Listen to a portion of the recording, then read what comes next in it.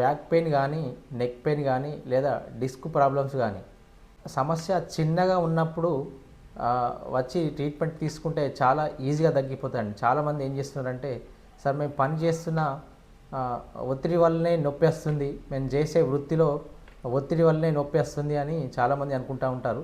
కానీ మన శరీరం మనకి సిమ్టమ్స్ అనేది బయటికి చెప్తూ ఉంటుంది. అంటే మనకు వర్షం వచ్చే ముందు మబ్బులు ఎలా ఉంటాయో, మనం ప్రతిదానికి నిద్ర వచ్చే ముందు మనకు కొన్ని తెలుస్తాయి, ఆకలేసే ముందు మనకు కొన్ని తెలుస్తాయి.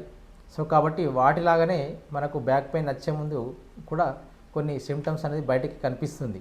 బట్ మనం ఏం చేస్తామంటే దాన్ని కవర్ చేసుకుంటూ ఒక టాబ్లెట్ వేసుకోవడం, లేదంటే ఒక ఇంజెక్షన్ వేసుకోవడం ద్వారా కొన్ని సందర్భాల్లో తగ్గచ్చు, కానీ కొన్ని సందర్భాల్లో తగ్గకపోవచ్చు.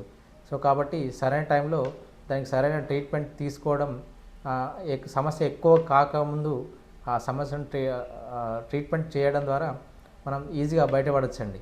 సో ఇదంతా నేచురల్గా జరిగే ట్రీట్మెంట్ కాబట్టి ఎవరైనా ఉంటే మా విహార అక్యుపంక్చర్ సెంటర్ని సంప్రదించవచ్చండి. Thank you.